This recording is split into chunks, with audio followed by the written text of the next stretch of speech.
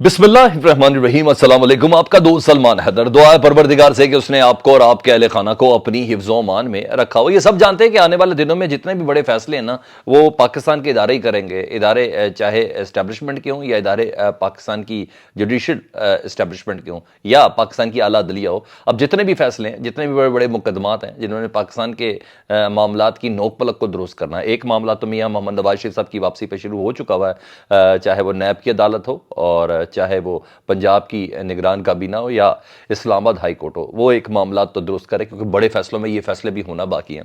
लेकिन कुछ दीगर बड़े फैसले हैं जो अभी तक रुके में, पेंडिंग में, और जिन पे हाथ डालते हुए हर कोई थोड़ा सा शर्मा भी रहा था, घबरा भी रहा था कि आखिर करना क्या, कि वो एक के बाद दूसरा फैसला किसी न किसी के साथ अटैच है। इसी में 90 दिन के अंदर इंतखाबात का वाला फैसला, जिसको चीफ जस्टिस सुप्रीम कोर्ट जी काजी फायजी से सब खुद देख रहे हैं। और ये बात सिर्फ मामला सिर्फ 90 दिन में इंतखाबात के हुक्म का नहीं है, क्योंकि इससे पहले एक पूरी प्रोसीडिंग हो चुकी है और जिन जजेस के दरमियान बैठ के वो तमाम प्रोसीडिंग्स हुई हैं, उसमें वो एक बाकायदा एक फैसले तक पहुँच चुके हैं कि 90 दिन के अंदर इंतखाबात पाकिस्तान की आवाम का आइनी और जमहूरी हक है। और जिससे 90 दिन के अंदर इंतखाबात नहीं कराए या उसके रास्ते में कदगन डाली, वो तमाम के तमाम आइन तोड़ने में या तौहीन अदालत में या पाकिस्तान के कवानीन को तोड़ने के अंदर वो बाकायदा तौर पर मुलविस है। तो ये एक ज़बरदस्त किस्म की बड़ी तलवार है जिसमें पीडीएम की पूरी हुकूमत, स्पेशली मियाँ शहबाज शरीफ साहब, उनके 5 रतन, जिसमें वज़ीर ख़जाना इसहाक़ डार शामिल हैं, वज़ीर दाखिला शामिल हैं, वज़ीर दिफा शामिल हैं और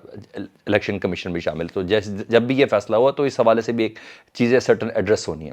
तो माजी में कुछ लोगों ने पीडीएम की हुकूमत को या इंतज़ामिया को या रियासत को अपने फैसलों की शक्ल में काफ़ी ज़्यादा नुकसान दिया था।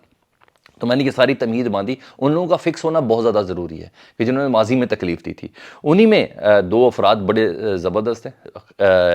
रेफरेंसेस तो काफ़ी लोगों के लिए पाकिस्तान बार काउंसिल की तरफ से गए थे या मुख्तलिफ वकला तंजीमों की तरफ से गए थे, लेकिन जो 2 अफराद हैं उन्होंने बहुत तकलीफ़ दी थी, बहुत ज़्यादा अजियत थी। एक तो थे चेयरमैन नैब, जो साबिक जज भी हैं, और जस्टिस रिटायर्ड जावेद इकबाल साहब, जी हाँ, उनके ख़िलाफ़ रेफरेंस था और आज वो ज़ेर बहस आया सुप्रीम जुडिशल काउंसिल में। दूसरा था जस्टिस मज़ाहिर अली अकबर नकवी साहब के हवाले से, जी तो उनका भी डिस्कस आया। तो जस्टिस मज़ाहिर अली अकबर नकवी साहब को बाकायदा शोकस नोटिस जारी कर दिए गए हैं सुप्रीम जुडिशल काउंसिल की तरफ से, जिसमें सीनियर तरीन सुप्रीम कोर्ट के जजेस, बलूचिस्तान हाई कोर्ट के चीफ जस्टिस और सिंध के चीफ जस्टिस, वो तमाम इसके अंदर शामिल हैं।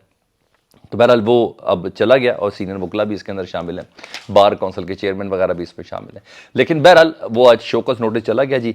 10 नवंबर को जस्टिस मज़ाहिर अली अकबर नकवी साहब को जवाब तलब किया गया उनसे शोकस का, कि आपके पास जो इल्ज़ामात हैं वो मुबैना ऑडियो वाला इल्ज़ामात अभी तक सर 10 वही वाला है, जिसमें वो मोहम्मद खान भट्टी साहब उनके घर पहुंच गए थे माजरत के लिए, और वो तमाम पुलिस अफसरान के झुरमुट के अंदर मौजूद थे और मोहम्मद खान भट्टी साहब के मोबाइल पर परवेज़ इलाही साहब से वो बात कर रहे, जिस पर परवेज़ इलाही साहब कह रहे थे तुसी ना करो, मैं माफ़ी कर मांगन तुहाड़े कोल आप आ रहा। ये तमाम चीज़ें उसके अंदर थी। तो उसको ज़रा बनाया गया कि आप बाकायदा तौर पर पॉलिटिकली इन्वॉल्व थे परवेज़ इलाही साहब से, और जो कुछ भी है फैसले आप उनके कहने पे कर रहे थे। बहरहाल वो तमाम फैसला आप शोकस के बाद होगा, लेकिन इल्ज़ाम ये लगाया, लेकिन असल इल्ज़ामात कुछ और हैं, उसकी मैंने भी तफसील आपको जाके बतानी है। और इन्हीं शिकायत के ऊपर उनके पास शोकस नोटिस जारी किया गया था जी। और मैंने बताया कि चेयरमैन जो नैब थे साबिक जस्टिस रिटायर्ड जावेद इकबाल, उनके खिलाफ रेफरेंस खारिज कर दिया गया है अदम सबूतों की बुनियाद पर, कोई सॉलिड लॉजिक्स नहीं थे डिबेट और उसके अंदर। और मज़ाहिर अली अकबर साहब को मुबैना ऑडियो लीक पर उनके खिलाफ रेफरेंस दायर किया गया था पाकिस्तान बार काउंसिल की तरफ से। 10 तारीख को अटर्नी जनरल पाकिस्तान, जी हाँ, मौजूदा निगरान हुकूमत में जो अटर्नी जनरल पाकिस्तान है, वो एज अ प्रोसिक्यूटर, जी हाँ, वो जस्टिस मज़ाहिर अली अकबर नकवी साहब के ख़िलाफ़ बाकायदा तौर पर सुप्रीम जुडिशल काउंसिल के सामने पेश होंगे, और जिस पे जस्टिस मज़ाहिर अली अकबर नकवी साहब के पास ये हक़ हासिल होगा कि वो सुप्रीम जुडिशल काउंसिल की इस कार्रवाई को खुली अदालत में चैलेंज करने का इख्तियार रखते हैं। एक चीज़, बतौर जज अगर वो मुस्तफ़ी हो जाते हैं, यानी इन इल्ज़ामात को फेस नहीं करना चाहते और वो कहते हैं कि नहीं मैं मुस्तफ़ी होना चाहता हूँ इन इल्ज़ामात से बेहतर है, तो उनको पेंशन भी मिलेगी और दीगर मुराहत भी मिलेंगी। लेकिन असल उनके ऊपर 3 बड़े एलिगेशन जो डेफिनेटली उसके अंदर नहीं, मगर वो 3 एलिगेशंस बहुत मैटर ज़रूर करेंगे, बहुत ज़्यादा मैटर करेंगे। मुझे नहीं पता कि वो एलिगेशन उनके ऊपर जो लगे हुए हैं उन वो वक्त के फैसले किस हद तक है, लेकिन मुझे मज़ाहिर अली अकबर नकवी साहब के करियर के अंदर मुझे सबसे ज़्यादा गुनाह ये 3 ही नज़र आए हैं। और एक था 16 मई 2022 का गुनाह, पीडीएम की हुकूमत थी और पीडीएम की हुकूमत आने के बाद चीफ जस्टिस उमर अता बंदयाल साहब ने एक खुद नोटिस लिया था। वो नोटिस लिया था तफ्तीशी इदारों में मुबैना हुकूमती मुदाखलत से मुतल्लिक, کہ جو پاکستان کے جو تفتیشی ادارے ہیں ان میں حکومت اپنی مبینہ مداخلت کر رہی ہے، اس پہ از خود نوٹس لیا تھا، اور یہ نوٹس بھی مظاہر علی اکبر نقوی، جسٹس مظاہر علی اکبر نقوی صاحب کے نوٹ کے اوپر ہی لیا گیا تھا، اور یہ ایک بڑا جرم تھا. ٹھیک ہے جی. اور دوسرا جرم ان کا تھا کہ 22 فروری 2023 پنجاب اور خیبر پختونخوا میں الیکشن نوے روز کے اندر نہیں ہو رہے تھے، اور ایک دوسرے کیس کے اندر انہوں نے باقاعدہ نوٹ لکھا تھا، اور نوٹ لکھ کے خود یہ اس بینچ سے علیحدہ ہو گئے تھے، جس پہ وہ 9 افراد کا جو بینچ تھا، 9 ججز کا بینچ تھا، جس کو اچانک جسٹس اعجاز الحسن اور جسٹس مظاہر علی اکبر نقوی علیحدہ ہوئے تھے، اور پھر 7 ججز رہ گئے تھے، جس کو بعد میں اطہر من اللہ صاحب جن سے علیحدہ ہوئے تھے، اور جسٹس منصور علی شاہ صاحب رہ گئے تھے، اور پھر 5 رکنی بینچ نے یہ فیصلہ کیا تھا 90 روز میں انتخابات کا، جس کو مسلم لیگ نون باقاعدہ طور پر پارلیمنٹ کے اندر بھی پیٹتی رہی. تو اس کا مطلب ہے کہ یہ 3 کے مقابلے میں 5 ججز کا فیصلہ تھا، حالانکہ جس طرح ٹیکنیکل گراؤنڈ میں انہوں نے کھیلنا تھا. تو یہ جو 22 فروری 2023 میں پنجاب اور کے میں انتخابات میں التوا کا جو چیف جسٹس صاحب نے جو اس کو نوٹس لیا تھا نا، یہ بھی مسٹر جسٹس مظاہر علی اکبر نقوی صاحب اور جسٹس اعجاز الحسن صاحب کے نوٹ پر ہی لیا گیا تھا. تو یہ ان کا جرم نمبر دوسرا ہے کہ ان کی ضرورت کیسے ہوئی 90 روز کے اندر انتخابات کرانے کے حوالے سے نوٹ دینے کی چیف جسٹس کو، جس کی بنا پر وہ خود نوٹس لے. اس کے بعد ان کے خلاف ریفرنسز، ظاہری بات اس کے بعد ہی شروع ہوئے تھے، پریس کانفرنسز بھی مسلم لیگ نے ان کی شروع ہو گئی تھی، مبینہ آڈیوز بھی ایک کے بعد ایک مریم بی بی صاحب جو صبح صبح ریلیز ہوتی تھی وہ آنا شروع ہو گئی تھی، اور ایک الزامات کا ایک سلسلہ تھا جو بہت زیادہ شروع ہو گیا تھا، جس میں نون لیگ خود بھی بہت زیادہ شامل تھی، نون لیگ کی حامی وکلا تنظیمیں تھیں وہ بھی تمام شامل تھی. تو یہ دوسرا نمبر جرم تھا. تیسرا نمبر جرم سب سے زیادہ بڑا تھا، وہ حالیہ تھا 23 اکتوبر 2023، جس میں فوجی عدالتوں میں سویلینز کے ٹرائل کو کالعدم قرار دیا گیا سپریم کورٹ کی طرف سے. اور 56 سالہ پرانا یہ قانون تھا جس کے ذریعے سویلینز کا ٹرائل ہمیشہ ہوتا تھا اس فوجی عدالتوں میں، اس کو کالعدم قرار دیا گیا تھا. اور آرمی ایکٹ کی جو سیکشن تھا 2D1 اس کو آئین سے متصادم سپریم کورٹ نے قرار دیا گیا تھا.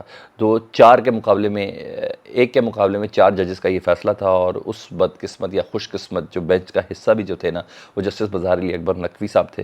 تو شوکاز پھر میرا خیال ہے ان کو بنتا ہے یہ شوکاز ان کو دینا، تو جس کی بنا پر اب وہ 10 تاریخ کو باقاعدہ طور پر اپنے شوکاز کو فیس بھی کریں گے اور اپنے الزامات کا دفاع بھی کریں گے. تو بہرحال یہ سپریم کورٹ کے اندر اگر دشمن اور دوستی ہوتی ہے تو یہ دشمن نمبر 1 اگر آپ کہیں تو یہ غلط نہیں ہوگا جسٹس مظاہر علی اکبر نقوی صاحب کے لیے. ہاں جن سے بہت زیادہ تکلیف تھی، لیکن ان کے معاملات بہت زیادہ ہیں، کیونکہ وہ بہت سے ایسی تفتیشی ٹیموں کا بھی حصہ ہیں، وہ بہت سے ایسے بورڈز کا بھی حصہ ہیں، وہ بہت سے ایسے جیسے کمیشنز کا بھی حصہ ہیں، وہاں پر جلتے ہیں. اور وہ ہیں جسٹس ریٹائرڈ جاوید اقبال صاحب. جی ہاں، ان کے خلاف جو ریفرنس تھا وہ کینسل کر دیا گیا ہے، ان کے خلاف کسی قسم کی کوئی تفتیش انیشیٹ نہیں ہو رہی. ادھر chairman P T I Imran Khan صاحب کو سے تفتیش کرنے کے لیے گجرانوالہ پولیس پہنچی تھی جی جج ابوالحسنان ذوالقرنین صاحب کے پاس. کافی زبردست قسم کی ڈیبیٹ رہی. تو گجرانوالہ پولیس نے کہا جی 14 ملازمین کو زخمی کرنے کا مقدمہ ہے، عمران خان صاحب کے اوپر قتل کا مقدمہ ہے، اقدام قتل کا اور دہشت گردی کی دفعات لگی ہوئی ہیں.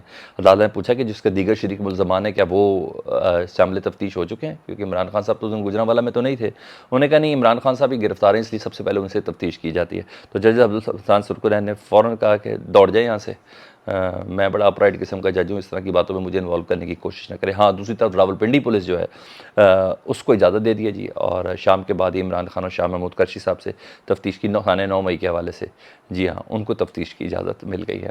دوسری خبر الیکشن کمیشن کے ذرائع کے حوالے سے بڑی کنفرمیشن کی حد تک سامنے آ رہی ہے جی کہ الیکشن کمیشن حلقہ بندیوں کی حتمی فہرستیں 30 نومبر کو ہر حال میں جاری کر دے گی، 30 نومبر کو ہر حال میں جاری کرے گی.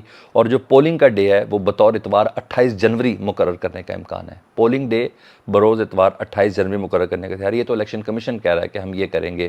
اب دیکھتے ہیں مسلم لیگ نون جس کا رتی برابر بھی کہیں سے نظر نہیں آ رہا کہ وہ اس الیکشن کی سلسلے میں خوش ہے اس تاریخوں پہ، اور مولانا فضل الرحمان ویسے بھی سردیوں میں الیکشن کو تقریباً اس کے خیال کوئی ناپید سمجھتے ہیں.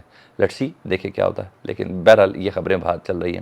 اور دوسرا ایک خبر چل رہی ہے مگر اس کی تردید بھی آ گئی ہے کہ شاہد خاقان عباسی کو ملک سے باہر جاتے ہوئے روکا گیا ہے، اور سابق وزیر اعظم کو سابق وزیر اعظم سے ملاقات کے حوالے سے روکا گیا. یعنی شاہد خاقان عباسی کو نواز شریف صاحب سے کوئی ملاقات کروانے جا رہی ہے، جس کی بنا پہ انہیں روکا گیا ہے. لیکن سول ایویشن ذرائع کہہ رہے ہیں کہ ہم نے ایسا انہیں کچھ بھی نہیں روکا، ان کا ویسے بھی کسی نو فلائی لسٹ کے اندر نام نہیں تھا. لیکن بہرحال یہ خبریں سرکولیٹ کری تھی، میں نے کہا میں آپ کو آگاہ کر دوں. فیڈ بیک سے متعلق ضرور آگاہ کیجیے گا. اپنا بہت زیادہ خیال رکھیں. اللہم صلی علی محمد و آل محمد.